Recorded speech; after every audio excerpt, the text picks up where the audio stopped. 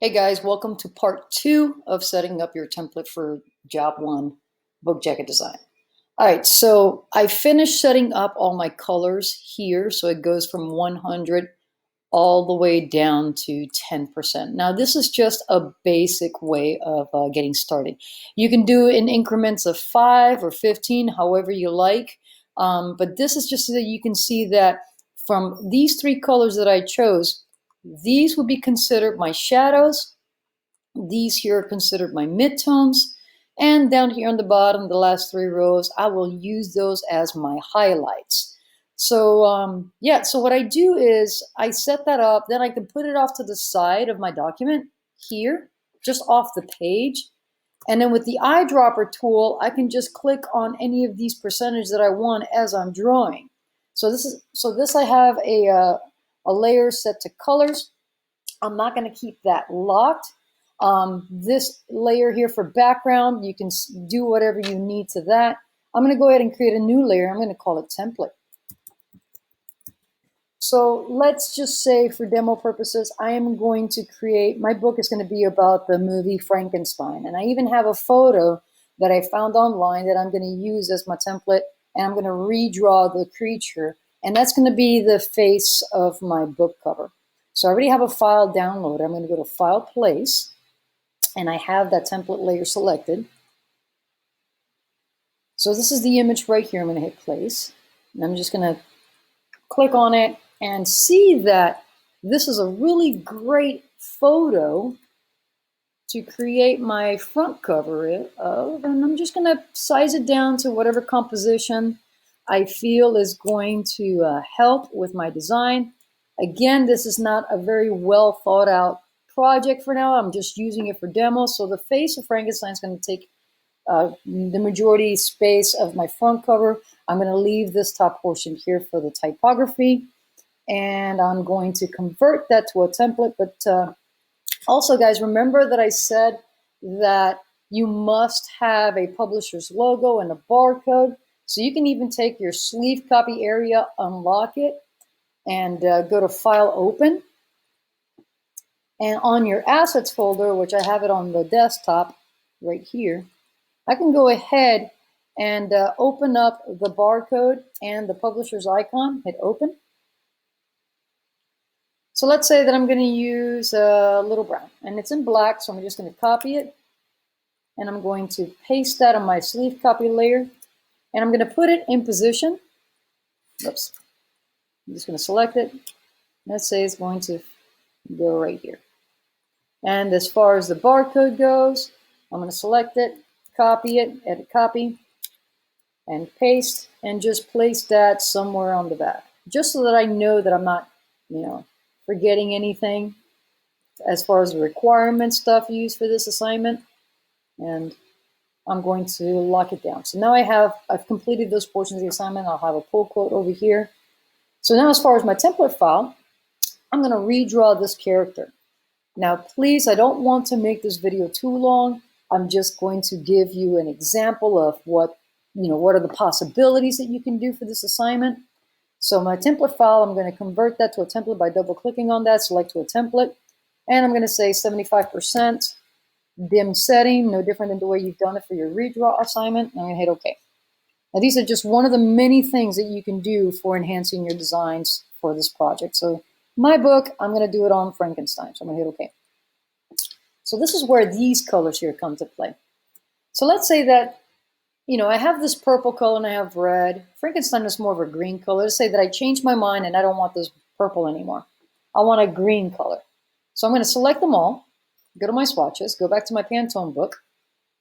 Now this is just something that I want to show you that is an option. Let's say that I want this green because Frankenstein is more of like a green tone. So I'm on 7736. So I'll click on that. It shows up on my palette.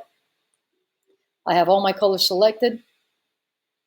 And I want, so then I just have to change the percentages. So I'm going to hit OK. I'll do 90 and go back and do the same process, 80, 70. I don't know, it just seems like it would be better with this tone. 60, 50.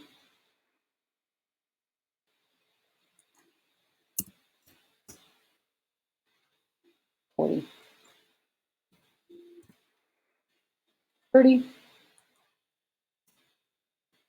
and 20, and 10.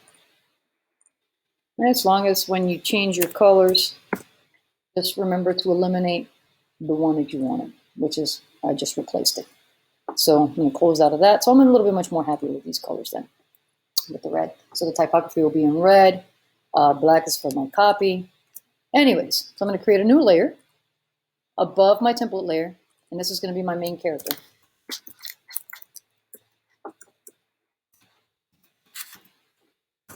You can name the layers however you see fit, or you can call it monster or face or whatever, or I can just even color it my front cover. I mean, whatever you want. So I'm going to call it monster. Yes, Frankenstein monster. All right. So I'm going to start illustrating him. So I want him looking just like that, like he's coming out of the shadows. So you have your choice to work from darkest to lightest, lightest to darkest. It's, it's going to be up to you. You can even create sublayers in here, like create a new sublayer. Like this will be all my dark colors or my shadows. Let's just call it shadows. I'm going to create another sublayer, and these are going to, not another sublayer, another layer within this, and I'm going to create, and this is going to be my midtones. And inside that one, I'm going to create another one. These are going to be my highlights. This is just the way I choose to do it for organization purposes. So I'm going to start with my shadows first. Then I'm going to work on my midtones. Then I'll work on my highlights. And I'll lock everything else down except for my colors layer. And the background layer, obviously, because I don't want anything else. So I'm going to draw my shadows first. So in my shadows, the entire book, I decided that the entire book, or my background color, if you will, is going to be this dark green color. So I'm going to select that dark green color. Now I want to draw that box in the bleed side so that when it prints out, I have my bleed. Okay. Cut, paste in front. You want to make sure, again, make sure that you're on the right layer. So that's going to be, and then perhaps by that time my sleeve copy will be my typography select all is going to be in the color white. That way you can see it against that darker color. So all these design elements, all these design choices going to be on you. My publisher's logo, also color it white. Because you don't want black against a dark background color, because when it prints out, it's just not going to show. White is considered a knockout, so keep that in mind. So I'm going to lock that down. I'm just setting up the stage. So here are my shadows. I'm going to start to draw my character. And this is where these palettes are going to come in handy. So now I see the face of this creature, of this monster. I don't want to focus too much on the actual photograph of the image, but I want to look at just the shape. So I can see that there's a shape right here. This creates the forehead, right? And it's got a lot of indentations. It's got a lot of shadows and whatnot. I have these shapes here that creates the parting of the hair. But since the dark background color, that's going to be my 100% color, I'm going to focus on my highlights first because he has a lot of highlights, and I'll work with some of the shadows. So I'm going to use the pencil tool for this example. I mean, you can do the pen tool, but the pencil tool it just helps me draw this a little faster because it is a video and I don't want to take up too much time here.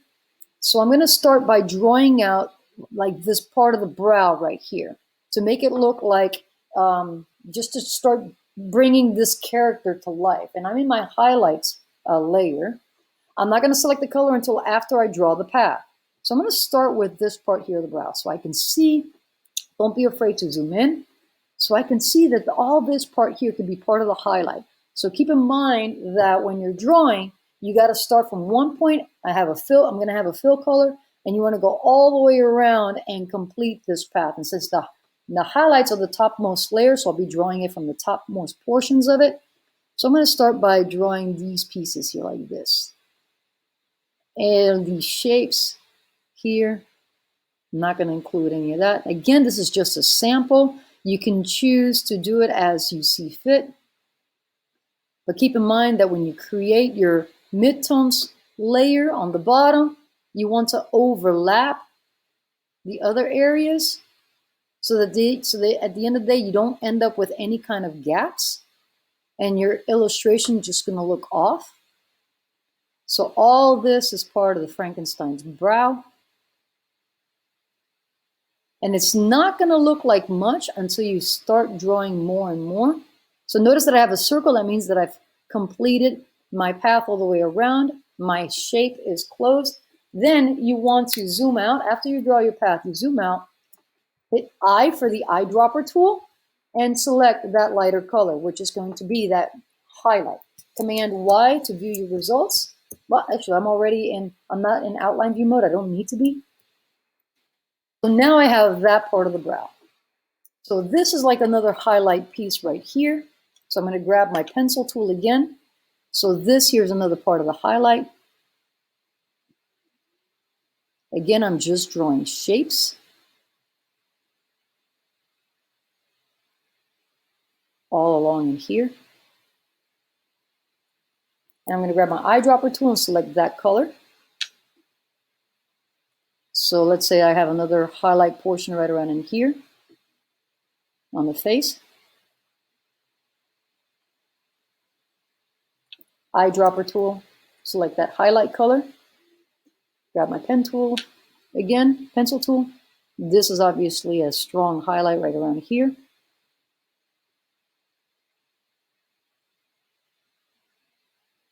And eyedropper tool, select that color.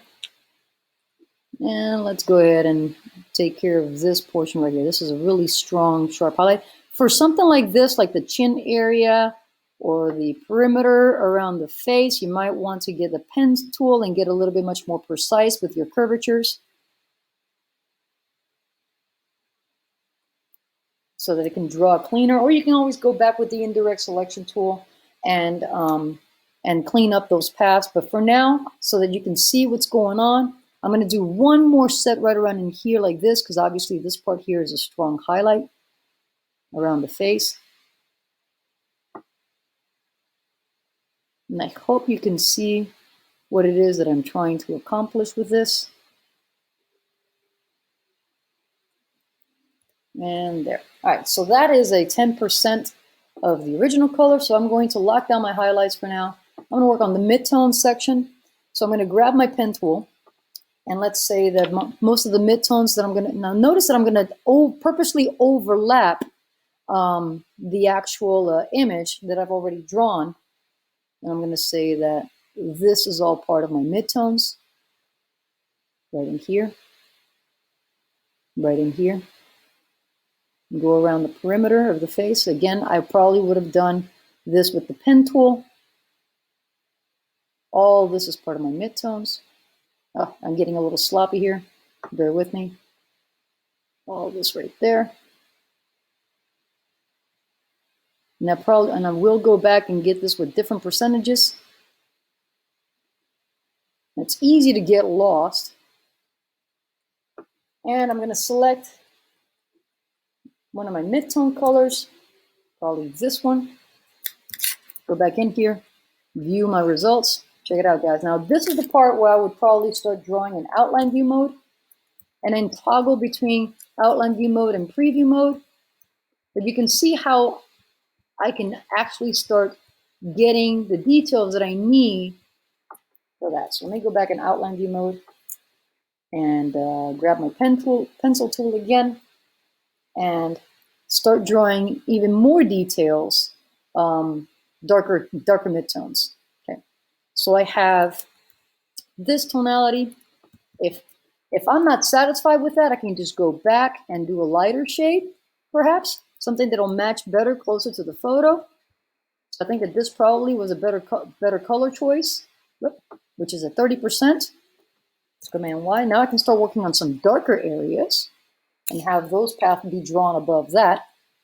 So I can go back with my pencil tool, deselect, and I'm going to start drawing these darker portions like right around in here.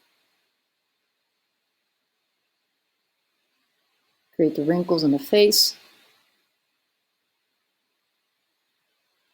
Come back close to path and select that to be a darker shade, like right around in there. And now you can start seeing some better and better detail of the actual creature. So like right around in here, I have this area here that's a little bit darker. So I can come down in here.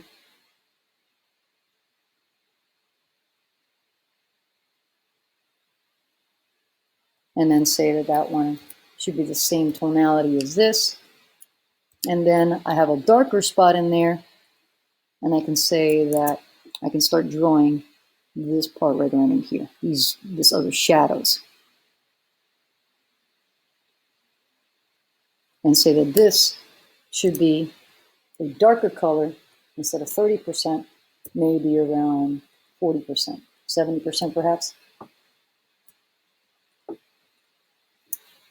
And you can start seeing this creature come to life. So this would be part of the shadows. So I can go, now here's the thing though. If you select your shadows and you have this larger portion colors, you may have to start playing around with the actual organizations of your layers. This is, I just did this as a sample. Let's say that maybe some of this may not matter. Depending on how you start drawing these things, you can actually select these three here and then just tell them to merge all these selections. And now all this is under one layer. Again, the choice is yours. Let's say that I want to start doing this darker part of the lip area. And this is going to be a really dark portion of my image.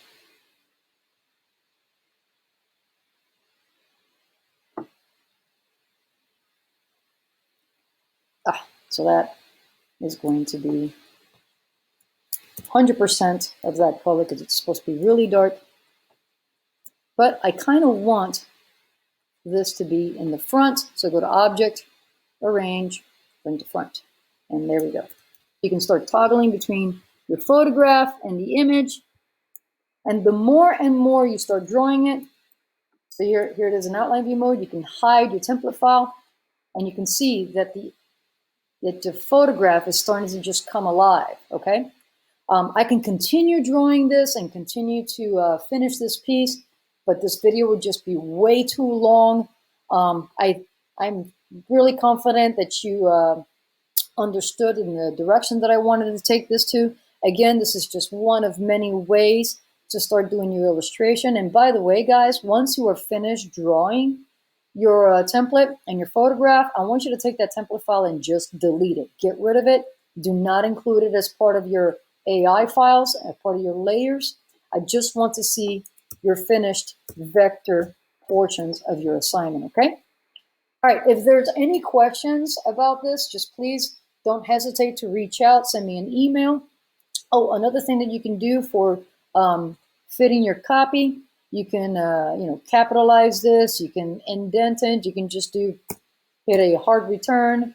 You can hit the tab key to do an indentation, but if you're using tabs to indent your paragraphs, do a select all. Command-Shift-T will bring you your tabs and set your tabs to be like an eighth of an inch, which is 0.135. Hit OK. So now your tabs will tab out, your paragraph will tab out at an eighth of an inch. Hit return, for example. Okay. All right. That's it. That's all I got to show you, and I'm excited to see your conceptuals and in which direction you're going to take this project to. Thanks, guys.